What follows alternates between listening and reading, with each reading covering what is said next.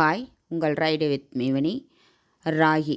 இந்த ராகி பார்த்திங்கன்னா, ஆராய்ச்சியாளர்கள் தாய்ப்பாலுக்கு அடுத்த ஆரோக்கியமான திட உணவு அப்படின்னா இந்த ராகி அப்படின்னு இருக்காங்க. ஸோ அந்த ராகியை வச்சு தான் நாம் இன்றைக்கி அருமையான அதே சமயம் ஹெல்த்தியான சூப்பு ப்ரிப்பேர் பண்ண போகிறோம். ஸோ இந்த சூப்பை ப்ரிப்பேர் பண்ணிக்கிட்டே இந்த ராகியால் இன்னும் என்னென்ன நன்மை கிடைக்கிது, இந்த சூப்பை எடுத்துக்கிறதுனால நமக்கு பல ஆரோக்கிய நன்மைகள் கிடைக்கிது அப்படிங்கிறத பார்த்துக்கிட்டே இந்த சூப்பை எப்படி ப்ரிப்பேர் பண்ணுறதுன்னு பார்க்கலாம். ஸோ வீடியோவை ஸ்கிப் பண்ணாமல் பாருங்கள். பல அறியாத யூஸ்ஃபுல்லான தகவல்கள் இந்த வீடியோவில் காத்துக்கிட்டு இருக்கு.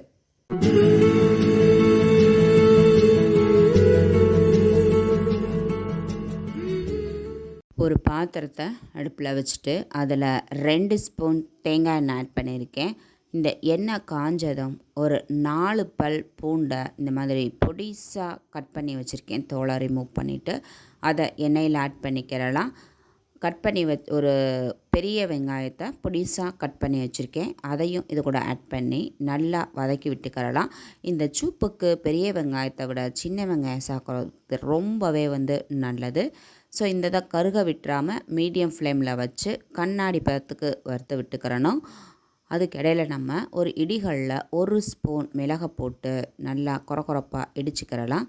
பாருங்கள், இந்த வெங்காயமும் பூண்டும் வதங்கி அருமையான ஃப்ளேவர் வர ஆரம்பிச்சிருச்சு. இந்த ஸ்டேஜில் பொடிசாக கட் பண்ணி வச்ச பீன்ஸ் 1 பவுலும், துருவுன 2 கேரட், அப்புறம் பட்டாணி. ஏற்கனவே நான் அந்த பட்டாணியை மட்டும் குக் பண்ணிவிட்டேன். அதையும் ஆட் பண்ணி நல்லா மிக்ஸ் பண்ணி விட்டுக்கிறலாம். நல்லா இதிலேயே இந்த வெங்காயம் பூண்டு கூடையே அது நல்லா கொஞ்சம் நேரம் வதங்கணும். அந்த அளவுக்கு வதக்கி விட்டுக்கிறலாம். அது வதங்கிட்டு இருக்க கேப்பில் நாம் ஒரு 3 ஸ்பூன் ராகி மாவை எடுத்து தண்ணி ஊற்றி கலக்கி வச்சுக்கிறலாம். பாருங்கள், இது நல்லா வதங்கி அந்த கலர் சேஞ்ச் ஆகி வந்துருச்சு.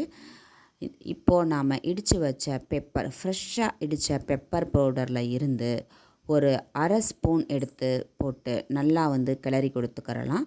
கிளறி கொடுத்துட்டு நான் இந்த பவுலில் நம்ம ராகி கலந்து பார்த்திங்களா, அதே பவுலில் 4 பவுல் அளவுக்கு தண்ணி எடுத்துக்கிட்டேன். எடுத்து நல்லா மிக்ஸ் பண்ணி விட்டுட்டு தேவையான அளவு உப்பு ஆட் பண்ணி ஒரு மிக்சிங் கொடுத்து விட்டுக்கிறலாம். நல்லா மிக்ஸ் பண்ணி விட்டுட்டு இந்த ஸ்டேஜில் 1 பவுல் அளவுக்கு கட் பண்ணி வச்ச மல்லி இலையை தூவிட்டு மூடியை போட்டு மூடி விட்டுக்கரலாம்.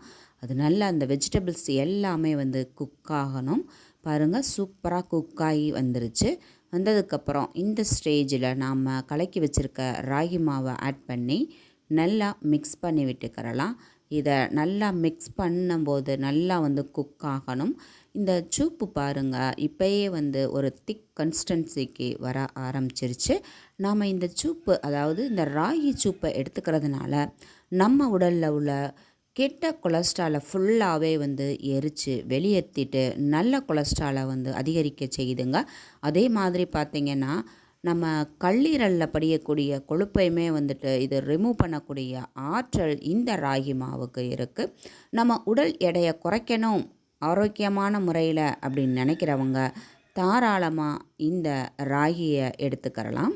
சர்க்கரை நோயாளிகள் தாராளமாக எடுத்துக்கலாம். அவங்களுடைய சர்க்கரையின் அளவை இந்த ராகி கண்ட்ரோலாக வைக்கும். அது மட்டும் இல்லாமல் இது அந்த கொழுப்பை எரிக்கிறதுனால இதயத்தை பாதுகாத்து இதயத்திற்கு எந்தவித பாதிப்பும் வராமல் ஆரோக்கியமாக பாதுகாக்கிறதுல முக்கிய பங்கு வகிக்குது.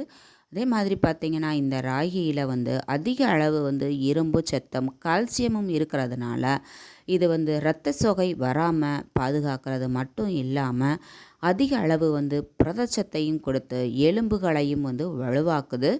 ஸோ இது நம்ம உடலுக்கு போதுமான அளவு நோய் எதிர்ப்பு சக்தியை கொடுக்கறதுனால இந்த ராகி மாவு அவ்வளவு பெனிஃபிட்ஸ் நிறைஞ்சது. அதனால தான் ஆய்வாளர்கள் சொல்லியிருக்காங்க, இந்த ராகியை தாய்ப்பாலுக்கு அடுத்து கொடுக்கக்கூடிய பெஸ்ட்டு, அதாவது சிறந்த உணவு அப்படின்னா, அதாவது திட உணவு அப்படின்னா இந்த ராகி அப்படின்னு. ஏன்னா இதை குழந்தைங்களில் இருந்து வயதானவங்க வரைக்கும் எல்லாரும் எடுத்துக்கக்கூடிய ஒரு சிறந்த உணவு அப்படின்னா இந்த ராகி தான். ஸோ இந்த ராகியை நாம் ஏதாவது ஒரு வழியில் நாம் எடுத்துக்கிட்டோம் அப்படின்னா அவ்வளவு நல்லது. அது மட்டும் இல்லைங்க, இது நமக்கு வாயில் உள்ள வாய் மற்றும் வயிற்றுப்பகுதியில் உள்ள புண்களையுமே குணமாக்கக்கூடியது. நம்ம செரிமான மண்டலத்தை வந்து சீராக்கி நம்மளுடைய வயிற்று பிரச்சனையுமே போக்கக்கூடியது. ஸோ இந்த ராகியை பற்றி நம்ம சொல்லிக்கிட்டே போகலாம், அவ்வளவு அற்புத குணங்கள் நிறைஞ்சது.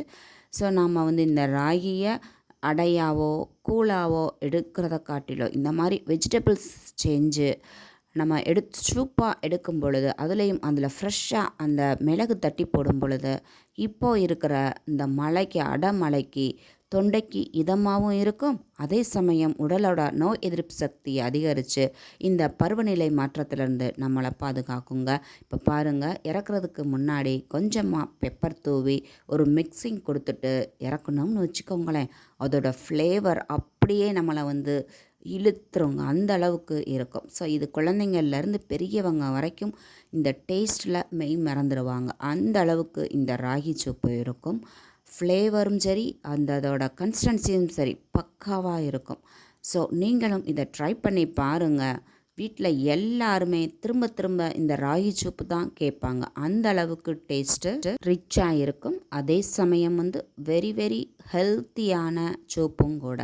ஸோ நீங்களும் இதை ட்ரை பண்ணி பாருங்கள். இந்த ராகியை பற்றி நம்ம இன்னும் நிறைய சொல்லலாம், அப்படியே சொல்லிக்கிட்டு போனோம்னா வீடியோ ரொம்ப லென்த் ஆகிடும். ஸோ இந்த ராகியோட நன்மையை பற்றி நம்ம இன்னொரு வீடியோவில் பார்க்கலாம். இதே மாதிரி வந்து ராகி சூப்பு ட்ரை பண்ணி பாருங்கள். பார்த்துட்டு எப்படி இருந்துச்சுன்னு எனக்கு கமெண்ட் பண்ணுங்கள். வீட்டில் இருக்க எல்லாருமே அசந்துடுவாங்க இந்த டேஸ்ட்டில், அந்த அளவுக்கு இது இருக்கும். ஸோ வீடியோ பிடிச்சிருந்தா லைக் பண்ணுங்கள். நம்ம சேனலை புதுசாக பார்க்குறீங்கன்னா மறக்காமல் சப்ஸ்கிரைப் பண்ணுங்கள். தேங்க்யூ.